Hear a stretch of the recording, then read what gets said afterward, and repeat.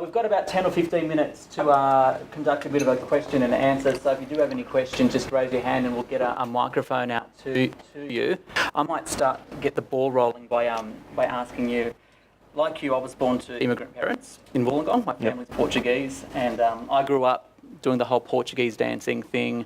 I still visit the Portuguese club in Marrickville here in Sydney. I've learnt how to make Portuguese custard tarts, and I'm still quite proud of my Portuguese heritage, and I talk about it all the time. So I'm just curious to know, how do you celebrate your cultural heritage being from a Croatian immigrant family?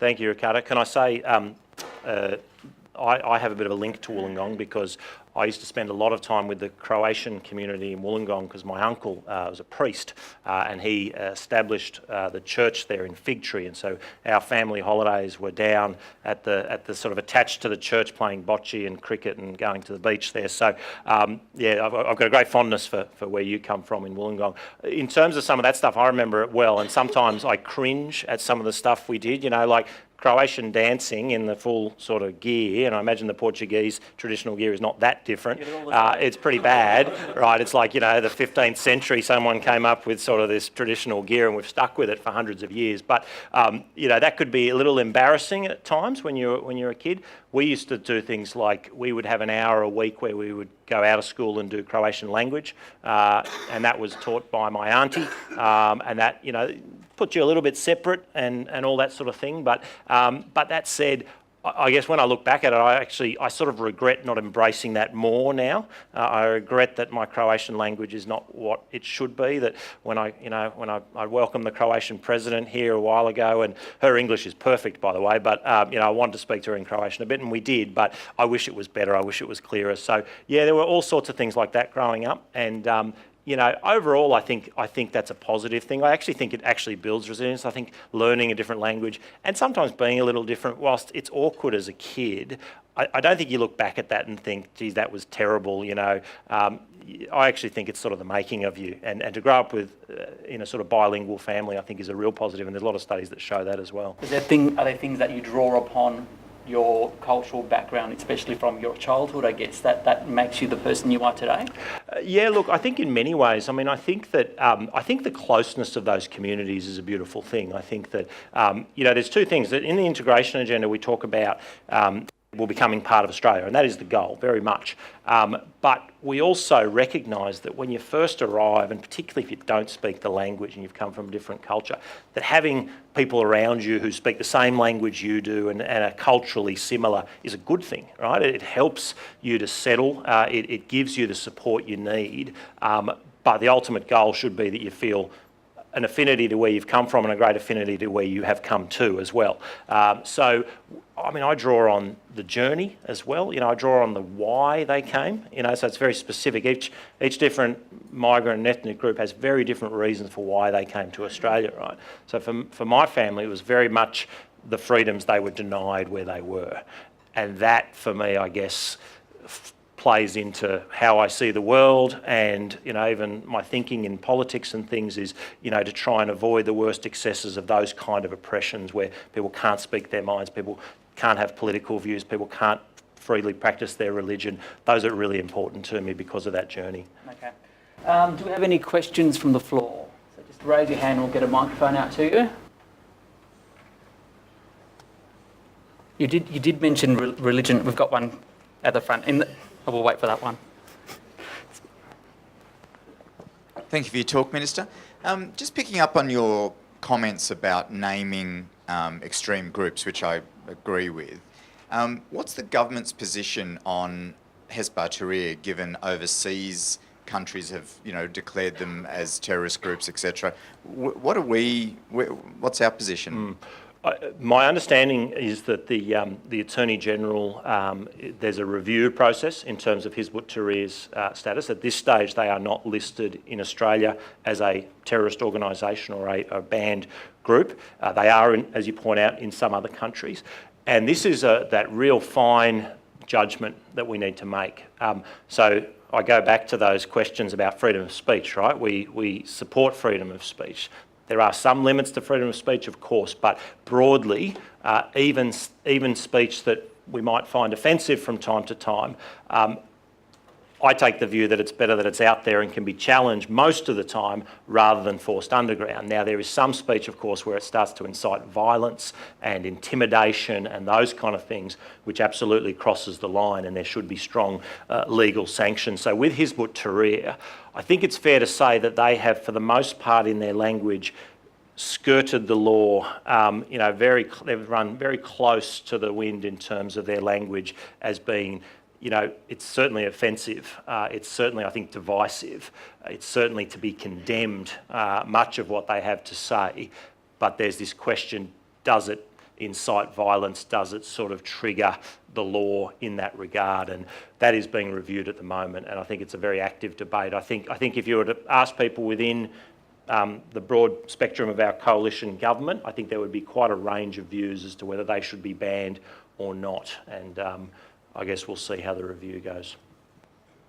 With the creation of this new Super Home Affairs Ministry, there have been concerns that the whole immigration and multicultural side of the portfolios in that are going to get submerged in this national security approach, and that this might actually be counterproductive to enlisting the help of communities against terrorism.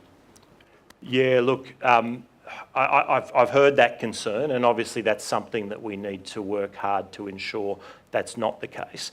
There's always, I think, a tension within immigration in those two realities. So immigration has traditionally been about, facilitating people coming into the country, right? And that's still the primary role that the Department of Immigration plays. But of course, through the border protection space, through customs, it's also trying to stop certain things, or in some cases, certain people from coming into the country as well. So it's got that dual role, which is not in conflict, but is quite different.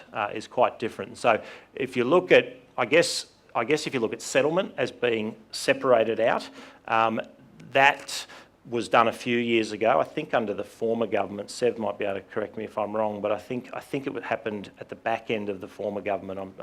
It was before my time as minister anyway. But so having settlement, which is about very much that sharp end of the facilitation, but obviously that's for particular cohorts who come to Australia, I think has broadly been positive to have that in a different space, maybe bringing a slightly different approach. So what you sort of, I guess, warn of with your comment, I think is certainly something that we have to have regard to. And, no matter how you structure departments and, how you do them, there's always sort of some odd outcomes, or there's never a perfect way of how you structure government overall, but it does come down to leadership within those departments, leadership at a ministerial level. And I think things like having a separate assistant minister for things like multicultural affairs with responsibility for things like settlement helps. And I think my relationship with Peter Dutton and his department is a very good one, but I'm bringing a slightly different perspective to the table as well, and I'm sure that will continue. I'm guessing your age, but I guess you'd be born around 1980 or so? It's very generous, 1977. 1977, okay. So when you were a small boy, Yep. the people seen in Australia as terrorists would have been Croatians, Ananda Marg, and maybe the IRA as a distant third. So how does that form your perspective on dealing with a community that gets tainted with the terrorist slur, as can easily happen now with Muslims? I guess I'd start by making the point, and notwithstanding what Tony Jones had to say on Q&A, that there's never been a Croatian Australian convicted of any such offences. So I just put that out there, and for my Croatian Australian friends, it's on the record. But you're right in terms of some of the language that was used around Croatians at the time, because there was a lot of political activity certainly, and it was, there was a lot of controversy obviously over the Yugoslav regime and activities here. But I think that, I think it's fair to say that I have some sympathy with, and that's one of the reasons why I gave a speech. I think it was out at with Sev out at University of Western Sydney on this very topic, and this is the reason I chose to sort of name it. And people said, are you being divisive in that way? But I think that I named it so as to absolutely say to the Muslim community that this is not a sort of broad Muslim problem. This is about a particular issue within a particular strand of Islam, and that's why I named it. So I think that is important, the language that we use. And the point that I made that I probably didn't expand on in the speech was, you know, when people see Islamist terrorism, either overseas or even here, and then politicians say there's nothing to see here, then Pauline Hanson and One Nation and others will absolutely be seen as the truth tellers, even if they're not getting it right. And so that's where I think mainstream voices in the Australian government and the main opposition party, I think, should be having these kind of conversations. But in terms of your question of, you know, how do I feel about it, I absolutely feel empathy, because should the average Muslim child or the average Muslim parent or the average Muslim community leader be blamed for the extremism of some people who subscribe to their faith? Of course they shouldn't. And I can only imagine that they would feel a great hurt, and rightly so, if they feel that they are being targeted because of the actions of some. And so that's where we have to, that's where we have to, I think, embrace our Muslim community very much, and certainly in all of my language. I think if you look at what the Prime Minister has to say, that's what he's done. But where there is extremism, we should call it out. And some of those people claim inspiration from their religion, and we should call out those people and call out some of that extremist ideology. But I guess it's more than just words. You need to take actions. What kind of actions out there? I mean, what else can the government do? Look, I think there's a number of things, and we talk about, and I don't like to, you know, I'm not going to focus on the de-radicalisation stuff. I mentioned that in passing in the speech, that there is aspects of that that occurs, but frankly, you know, I actually think that if you look at the agenda we've had from a social cohesion point of view, which is very much a positive reaching out agenda, and, you know, I've seen and we support in various ways the actions of various groups in our community, whether it's religious-based groups, whether it's cultural organisations, sporting groups who have a lot of power, I think, and I've seen some great work that some of our sporting codes do in really just reaching out to various aspects of the community. It's not targeted just at, you know, Islamic Australians. It's targeted right across it's right across the board, and it reaches out into various communities and builds that social cohesion. So I think that is a positive thing. I think that is something that that builds unity. But language is important too, and you know, because you can either use divisive language or you can use unifying language. But we also always need to be honest in these discussions, because when there's a hint of dishonesty, the Australian people will call it out, and then it becomes, I think, more divisive. Any further questions? What about the role when we talk about integration? Obviously, and you mentioned religious groups in your speech earlier. Yep. Where does the responsibility kind of lie to help with healthy integration? And, you know, is it religious groups, small businesses? Do they have a role to play? Look, I think all of the above, and as I say, and sporting groups and cultural groups and others.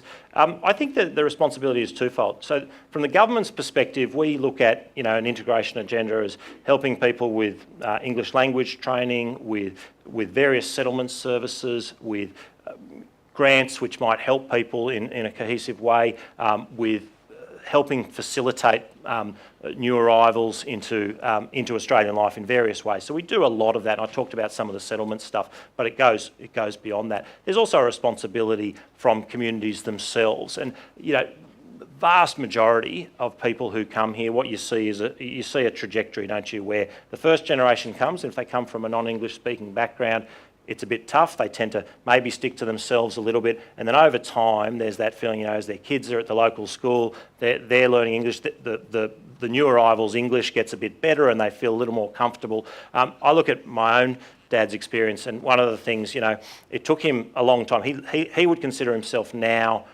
more Australian than Croatian, but it would have taken him probably, I don't know, 25, 30 years to feel that. When Australia played Croatia in the World Cup in 2006, that was a big moment, because he supported Australia against Croatia, and maybe 10 or 15 years before he probably wouldn't have, you know. So there's that sort of progression over time, and we need to give people time in that. Where people after 30 or 40 or 50 years don't feel part of Australia and are just longing to be somewhere else.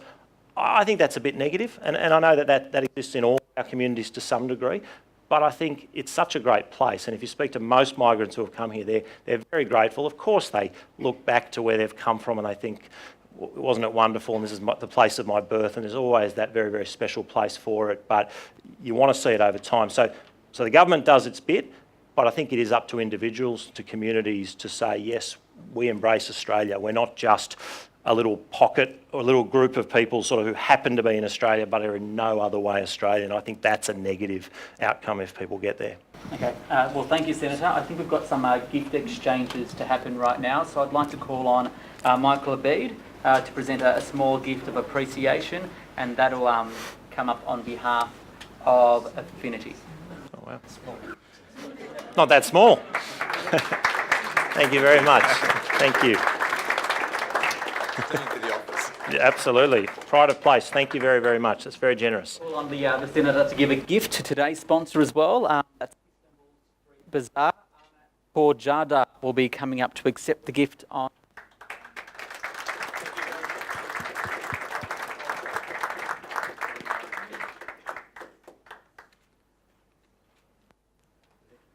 Senator Moore, sorry. And I'd like to give a gift also to Mary.